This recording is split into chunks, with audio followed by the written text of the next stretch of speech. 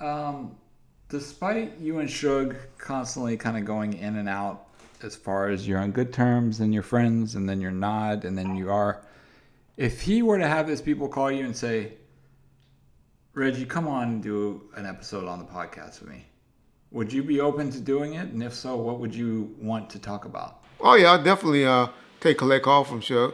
I'll take personal call from Shug as well. Um, uh, Me and Shug haven't talked about it a year and a half, to be honest. Um, well, actually, even before that, we haven't talked since I got sick. Matter of fact, um, but I would take his call. He definitely gonna have to. It's a bunch of lies out there that needs to be quote. I mean, need to be re what he needs to put emphasis on again, or talked about. You know, such as I need to apologize to him about the mother content as far as putting that out there with Whack 100, and I will do that to his face and tell him that. He definitely need to clear up this lie he got about which I know that's Suge. I know him about the five security, because he ain't called me. We ain't never talked to him. That's the first I heard of it when he telling Michael Carlin and them that when he trying to get some information from them. He did what he could do, you know, with the Sharita and talking about me and Sharita trying to kill him or Tupac. I think he did enough with the retraction. He did what we asked him to do on sending out the email retracting that and stuff the next day. That you know, or the next day that we heard about it. So that don't need to be hashed. But y'all gotta remember, me and Shiv argument started. It started. It goes back to, and you know, people say, "Oh, because he's in jail, that's why everybody wants to talk." If anybody know anything about that about me, I defend Suge more than probably anybody. Anybody, probably more than his son. But I did do something or struck maybe first with the Suge beef while he was on the streets. I forget why, what made me do it. But when I sat next to Loy Lake, Tata, the guy from San Diego with Reggie Bush, and when he was trying to do a kick fund or startup fund program for a documentary or something that he was trying to do, and Loy Lake was calling him all type of rats and snitches, and I told the story that I told before recently on Bomb First about David Chesnoff, uh, when Sugar just didn't want to do those 6 months, he was willing to lie or do anything to get out, in my opinion, because he was tired. He had been in prison for five years, and he was like, "What y'all want? What y'all want to talk about? What can I do to make me not have to go and do these 6 months in the feds?"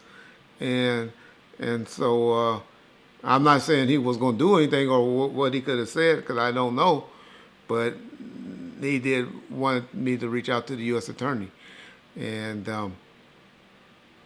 I told that story. Probably shouldn't have told that story.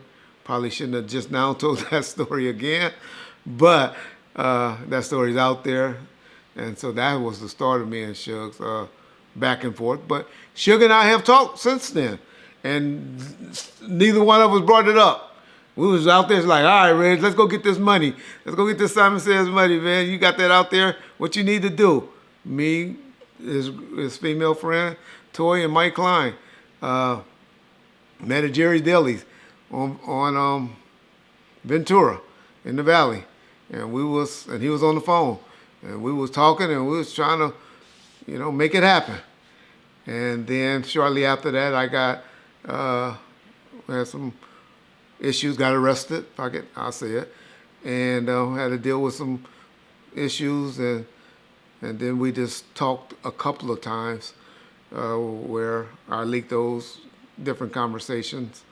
Uh, on Bomb First when just the issue came up about Ray J and Nick Cannon and some other things that we leaked out. But yeah, me and Suge will always be able to work it out. I will have to probably talk to him alone because the way both our egos are, where he ain't gonna want to eat no cheese in front of the female that usually be on the phone when he making calls, and I ain't gonna eat no cheese in front of nobody, and so we'll probably both eat a little bit of cheese, talking one on one, and so if I was in a better position physically, I sure would have had my fat ass up there at the prison by now to be like, nigga, what's up? What you need?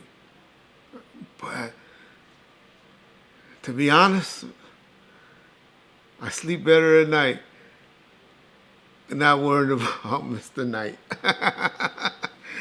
you know, I Mr. Knight works you, boy. He works you. Anybody that's cool with him and dealing with it, they know he works you. And it's going to be some drama. This podcast is already got our boy Wack and Stutterbox and all of them and Big Hugh and all that drama already started back up just by making phone calls to come on the show. And I don't need that in my life no more. Too old. My health is great, but my limbs are fucked up. See? Fucked up. Barely can borrow a fist, right? But I can. But, just not the time. And, yeah. But, he knows. He know where I'm at. And if he really needs me, we'll make it happen. We'll be making it happen. And like a lot of people that really knows us, if you ever talk to them, they'd be like, y'all need to stay out of the Reggie and Shug mess. Yeah. That's my opinion until I hear or learn otherwise from him.